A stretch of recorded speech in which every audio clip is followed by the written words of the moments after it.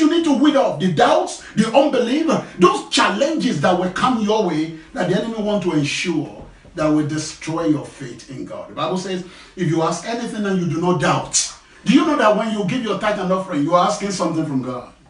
God recognizes that. That's why here, when you are presenting your gift, we say, pray into it. Send a message to God. And God always responds. But let me move quickly because of our time. Also, church attendance. I thank God for what I've been saying in Shalom, and I pray for more. Be readily available in church. You never know the day when God planned to be a blessing to you. There was something that happened here, a business that my wife was to involve in, and he called a pastor who was putting her through. We've waited for that business for a little while. Now it's coming up. And the pastor said, without look at the timing available, all the time we are meant to pray, while the time they made compulsory. So now I say, Pastor, this is not right. I can't be available on those times. I need to be on the altar. He said, can't you change your time of prayer? And immediately the Holy Spirit striking me. I said, no. Why must we change God for man? Yes, I know the answer. Is that how you do that or you lose? I said, let's lose it. This is not for us. If there is no other way to make this business work, if there's no way we can walk around God that is fixed, and we want to make God unfixed and make man fixed, I don't want that business. If God cannot see your stand in little things, how can he trust you with bigger things? If they call you tomorrow and say, come and sign a check of £2 million, and you must come on Sunday, and you must come in the days of service, I bet you will call me and you tell me, sir, I will not be in church today because opportunity has come. But do you know that opportunity you just got could be a test that God really wants to test your heart? There are times we need to let go of some things and let God be God. I was once called by one of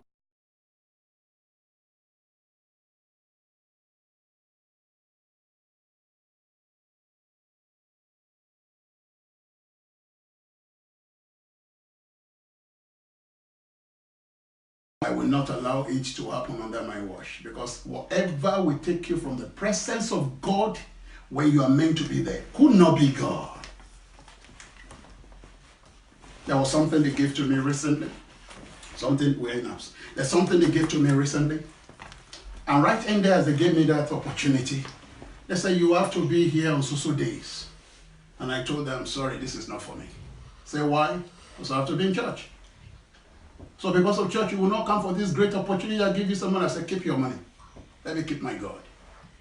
I made those decisions, and I pay prices, but I'm happy I did.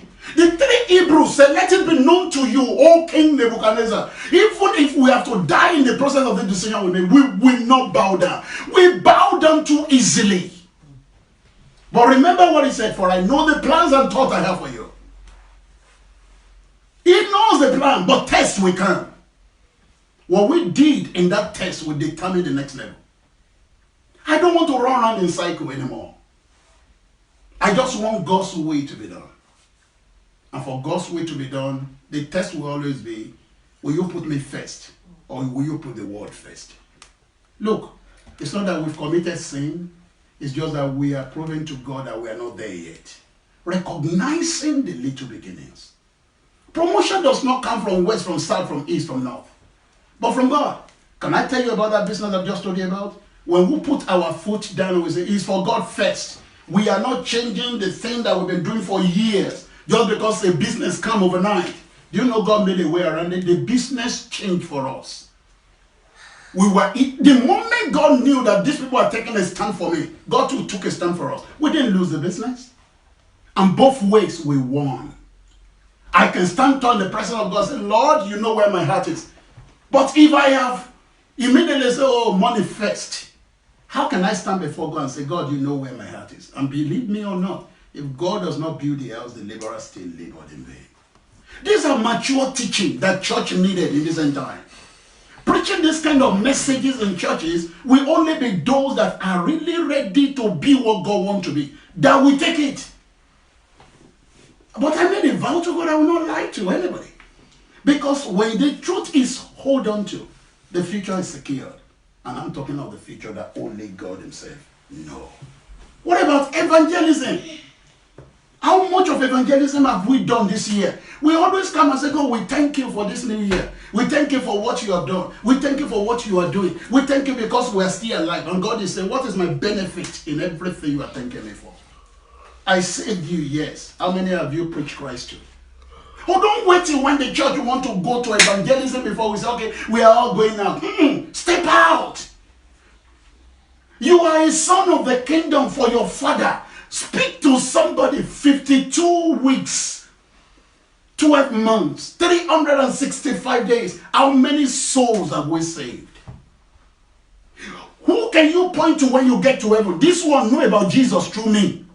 Oh yes, I know the disappointments. I know how many times we've spoken to them and nothing happened. But the Bible told us about the sower. In spite of his challenges in every land he put the seeds, he kept sowing. I hope people are hearing me. He kept sowing the seed, notwithstanding the challenges. Sow the word of your mouth. You've taken time to read the Bible. Thank God for that. You have seen the benefit of what God has done in your life. Thank God for that. You have prayed. Thank God for that. Can you also take a little time to reach somebody who is running at a faster speed to hellfire?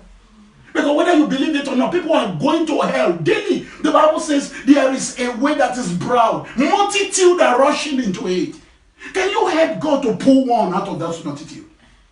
And the Bible says there is a narrow road. Only few find it. They can't find it except you go out to show them what you've known. You are in the narrow road. You are going through to heaven. Praise God. But what about your neighbor that is on a speed route to hell? What about your friends you grew up with that are yet to commit themselves to Christ? We are waiting till when they come on their knees begging us, please show me your God. They will never come. You need to step out and win souls. Church must not be in the house anymore. Church must not be in the buildings anymore. Hear what Jesus says. I will build my house. Remember, you are part of that I. Because Jesus is just the head. He's relying on you as a hand. He's relying on you as a leg. He's relying on me as the eyes. He's relying on us as the mouth. He is the head. We are his body. And when he says, I will build my church. And he said, the gate of hell shall what? Not prevail. So let me take it the other way around. If the church of God is not built, what happened? The gate of hell prevail. We are complaining of what is happening in our society. But the question is, what are Christians doing? That is what heaven is asking. You are in an office. Sin is prevailing. Maybe your light is not shining. You are in a community. Nobody even knows a Christian is in that community. Maybe you've not started. Because if truly we are who God said we are, we will remember what happened in Antioch. The Bible says everyone in their neighborhood, in their town, even in the whole community and the city of Antioch, knew those people with a difference. They are of Christ. Today we are the one telling people I'm a Christian. Where is the sign? A sign of a Muslim is they will come to your face and they will tell you, you need to come to our mosque. They will convince you in the way they can. I saw a video on Facebook. These guys, they blocked the road at the time of their prayer, and they knelt down on the road and they began to pray. And you can see where they were praying was in the south Christian nation, and they began to shout, they block our road. We cannot even use our road anymore. I said, you know what? They pray to what they know. If Christians can have that tenacity, if we are not two-faced, we want to enjoy God's providence, but we do not want to serve him. We don't care if little beginnings of God dies. People go to church with an expectation of, the reason why I'm in that church is because I want God to bless me. What about blessing God? What about bringing somebody to him? And not just bringing to church. Speak to him about Jesus. You say you don't know what to say. Let me tell you what the Bible said. He said, don't worry yourself about what you will say at that point in time. He said, just open your mouth and I will what? I will fill it. It means a life that has been dedicated to the word. It means a life that has been praying. It means a life that has been led by the Holy Spirit. When you see a person that the Holy Spirit wants to speak to, you don't need to think what you will speak. Holy Spirit will speak through your mouth. Peter was not educated. Most of us are. But Peter preached the gospel. And the people look at it and say, the wisdom we saw in these people, even people in university didn't have it. They say, we know why. Because they have moved with Christ. I've been told time is fast spent. So I'm going to stop at the point. How much do you intercede for others? Intercession is part of the, things we do to nurse a great future that is hidden in little beginnings. You want God to do something in your marriage. Intercede. Christians are lazy, but we want God to respond. Intercession means spending time in a divine different prayer. It's a prayer of supplication, a prayer of contacting heaven and reminding God based on his word concerning the issue in the person's life, concerning the situation. The Bible says pray all manners of prayer. Intercession is God, I'm locking in a mercy. And I'm asking you that until you do this, I'm not giving up. Do you know what you call wrong and bad things? There is greatness of better things than hidden in it. Nobody saw Saul when he was Saul. He was a little thing in the kingdom, but Saul became a bigger thing many years on when God made him Paul. He became an apostle that wrote many of the Bible. Even those things you call evil, God said my greatness is inside it if you can intercede. Intercession is a must in 2020. Intercede for your children. I was watching a film yesterday with my wife, and that film was a Christian film where this child was a criminal, he was a rapist. There's every bad vices you can think was in the child. In the process, you carry gun, they shot him, he died. But the mother was on her knees, all true. She has lost her husband, she's a widow. So she began to intercede. Hear me? That's another dimension of prayer. A prayer that you say, God, I am not stopping this particular prayer until I see result. You lock in with God. Every time you come, Lord, I separate Tuesday, I separate Wednesday to be my day of intercession. The rest is prayer. Because prayer have different facets. When Elijah wanted to call the rain down, he interceded. That was not simple prayer. He went to the top of the mountain. He put himself in a position that was very painful and sacrificial. And every time the negative report comes, by intercession, he sent the guy down. I am not leaving this mountain until the terrain that was locked up is returned back. And everyone responded. The Bible says, ask and continue to ask. Seek, and you shall find. Knock! Intercession, knock! God, you must change this situation. God, you must change this person. You cannot do it carnally. You cannot fight in the open because the weapon of your warfare are not carnal, but they are mighty through God. How many intercede for the church of God? Do we pick a day individually? And I'm encouraging every shadow mind. Every member of Christ Miracle Evangelical, if God has given you a portion in this ministry, pick a day that you say, God, this day is my day of intercession for the church of God, for the program of God. Look, what we put on the website is not fake. That's what God said they want to do. But if you don't intercede, it may not happen. And God will hold us responsible because he gave it to us to intercede. He said, if my people that called by my name shall humble themselves, they shall pray and seek my face. That is intercession. How many parents seek God's face in intercession for the children's future? You are waiting till when your children will get to grammar school, university, before you start praying for them. Don't wait for evil to come before you start binding. It makes the world more difficult. Pray now. Pray for the next 10 years. Intercede for the next 20 years. Make it a pattern of a lifestyle. Do you know the more you get involved in those things, television will begin to come down. I told my children when they put TV on, I said, the person you are watching on that TV is getting paid. What is your own benefit? What are they paying you? They keep you in-house to be laughing. They add it to your number, to their number, and they are making their money. And on top of it, what they are even giving to us is rubbish. Pick intercession. Intercede for your husband. Intercede for your wife. How many have picked a day and say, God, you have 7 days in a week. Pick one day for each assignment. Don't model them together. You say prayer is boring because you do not have a program for it. If you program yourself for each day, I'm not asking you to do 30 hours. I'm not asking you to do 24 hours. If it's only 1 hour and you can be constant on that particular issue. Here God is saying this. And you continue to hammer heaven like the widow came. He came to the judge who is not partial. He said, revenge me. That was the only word. Revenge me for my adversary. Revenge me. He will come tomorrow. Revenge me. The man was tired of the moment she had read. I know what it means. At a point, they said, the judge said, even if I don't fear God, If I am not a partial person, even though this is not the right place to do judgment, justice is meant to be where? In court. But this woman has brought court here, interceding for herself. She have no money to get lawyer. He said, I have no choice. Because this woman is disturbing me, I need to do something. When you hammer on the same spot, because the word of God says you're right, and you keep hammering it with God, and you live the life of righteousness by the help of the Holy Spirit, heaven will respond.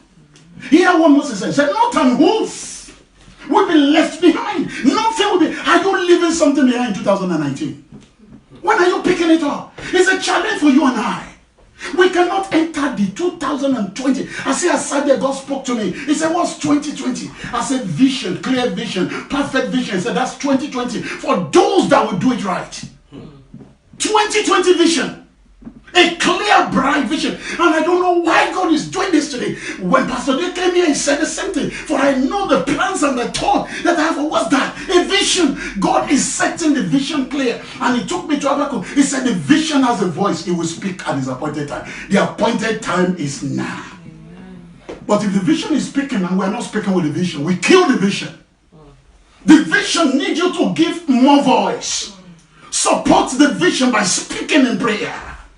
And we're talking of intercession. Look, God has given a clue this evening, and I wish you cannot pick it up. Can you go back home as I do mine? Analyze each day and draw a program for yourself.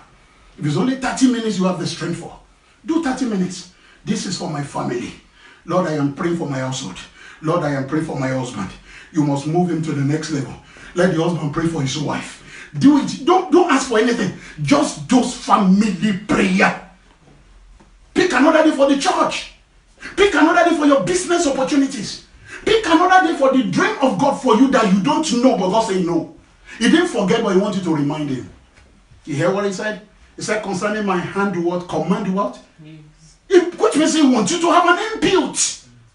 Ezekiel said, and I prophesied as I was commanded. You have a part to play. If your intercession room is shut down, then you are the one delaying the next level of the vision. You must break forth this year. We must be celebrated this year. Amen. There is the next level for all of us this year. Amen. And so shall it be in Jesus' name. Amen. I am going to stop here because I've been told time is gone. But I must also say, pray for your marriage. Pray for your marriage. If you are not married, pray for your marriage. If you are married, pray for your marriage. You see, when you pray to God about something, whether you are in it now or you are yet to be in it, or you are playing it and the enemy is playing game, God knows how to resolve the situation. But pray for it. I kept saying, whatever God has called you, don't let the enemy take it away from you. Amen. And remember, it's not just praying for your marriage, pray for the marriage of your children. Too many times we're too short-sighted. We say, when they get married, we will start praying. Before you know it, that little girl of mine there will become a big lady that we're going for a wedding. Amen. That little boy, those little girls, children you saw here today, before you know it is our wedding invitation. Amen. Because time flies. Yes, I look at my hair already gone white. I color it sometimes and I ask myself a question. Hold on. How did I got here within a short time? There was a time in my life I had to be putting spirit on every part of here to get air. I go and buy spirit because they made the air to, you recognize that I made the air to come out. Somebody called me and said, an elder said, stop wasting your time. I said, why? I want to be like you. He said, when your time comes, you'll be tired of what I have. And lo and behold, I have to be shaving barely every two days. Because if I don't, you think a monkey has come to town. But there was a time I was dying to have it. Time flies. Don't wait till when these children are about to make choices of who to marry before you start knowing it's time to pray. Because some of the people you call a man and a woman there, they are not men, they are not women. By choice, they've changed the nature and they've decided they don't want to be what God called them to be. And they change. And you know what? If you don't look very well, if they don't tell you, you won't know that this was born a man. This was born a woman. It's their choices and I respect it. We get to a point, you said, we don't know why there's delay of a baby. Have you ever seen a man carrying a womb and carrying a baby? And when the story was not told, I used to be a man, or I just changed. And you're expecting a baby. that miracle will take the next word for it to happen. Pray ahead that they will not pick the wrong ones. Pray ahead. Keep a day of intercession. That's why you are the parents.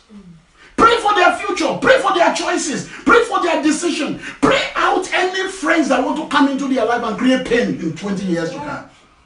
Parents are lazy. We sit down, watch TV all day, and the enemy come behind the closed doors and steal our children away. You are worried about what they teach them in school, when you should go on your knees and decide what will happen to your children. They can teach everybody, but your children will stand for God. Amen. If you can pray. Intercession. Amen. Pray for your marriage, and the Lord will bless us in Jesus' name. Amen. Did I have any more time? Or zero? Strong. I am going to stop at this point. There is more to go. You see, I would have loved to speak about what we need to do, to get what God say we should have. But let me say this now, they say it's 12. Pray for your God's given vision. And on that note, I want to stop. Pray for your God's given vision. Habakkuk was a man of prayer. He said, Lord, I've seen your vision in Habakkuk chapter 1. Why is it what you said differs from what is happening in the natural? You said this to us in the spiritual, but when we came into the physical, it's an opposite of it. Rather than becoming Habakkuk in the early days in chapter 1 that began to complain and groan, and he now stepped up. I think he overspoke. And he said, I am going to put myself aside and see how he's going to give it to me. But God is full of humor. And God called him, Habakkuk, pick your pen. What? You're not telling me? No. I understand why you are doing this, because you don't understand the seed in small beginnings. And let me tell you some things about small beginning. And God said, pick your pen, write the vision down, make it clear. Not for yourself, because you're already complaining, but those that were wrong with it. Those that will not complain like you. What will they do? They will intercede. Run in. When you go into intercession, you are running with a vision. There's a church in this country, I will mention name. I learned they were just 4 for many years. And what happened is there were some elderly women that gathered themselves together. And they begin to run with the vision and prayer. They intercede. Lord, this is what your word said. This is your vision for us. And today is everywhere. I am not bothered about the church expanding everywhere. I'm talking about when you run with the vision. How do you run? In prayer, intercession. Pray for the dream God gave to you. If Joseph did nothing about his dream, nothing will happen. He persisted with God. The Bible may not tell you he prayed, but I can tell you Joseph prayed. Because it takes prayer to be a bold man to stand against a woman that wants to destroy his destiny. When he faced his master's wife, said that I will do this and sin against God. The Bible says he embarrassed the woman, he left his clothes and ran. He knew that consequences will follow. But a lifestyle of prayer and intercession make him rigid in the inside. Say, do your worst, I am not going back. If you do not pray for your dream, the enemy will collect the dream and mess it up in your hand. Many dreams are left on the shelf as they grow older. They begin to look at it and lament. And God said, it was you that didn't do anything. And you know what? It's not too late. Finally, a man called Caleb was given a vision, a prophetic word that he should have run with at the age of 40. He didn't intercede on those dreams. And it is intercession and prayer and the word of God that propel your boldness to go for what is yours. But here comes the opposite side. Remember, it was Moses that gave Caleb that prophetic word. That mountain is for you and your children. He did nothing about it. But Joshua, who is the best friend of Caleb, took the vision that God gave to him after Moses died and ran with it. And he became the head for the whole country. And that was a challenge to Caleb. May the Lord bring into your life somebody that will challenge you to run with your vision. Amen. Here it is. That was a challenge for him. And as a result of that challenge, what happened? He went to his friend Joshua. He said, you remember I was this age when this prophetic vision was given to me, but I did nothing about it. But I still retain the youthful age of that time. Why? Because now those that wait upon the Lord, He shall renew their strength. My strength is renewed. Give me permission to take what belongs to me. And in old age, at 85, he went and claimed a vision that was given at 40. It doesn't matter how long time we've wasted. Heaven said, I can still renew your strength. You can still be the CEO you want to be. You can be the director of the multinational company. You can have a family that will be what you want it to be. It does not matter the past. Do it right now. Let the church step into it, as we all individually step into it. I mean, this 2020 vision be a reality that speaks volume, positive volume in our destiny, and testimony will follow. Father, we thank you in the name of the Lord Jesus for this day, for what you're doing and what you're about to do. Thank you because you have stirred our heart into what to go for. And we know you have a purpose and you have a plan. The grace to obey you fully in every area of our existence. Give it to us today, oh God. Thank you, Father. In Jesus' name we pray. Amen.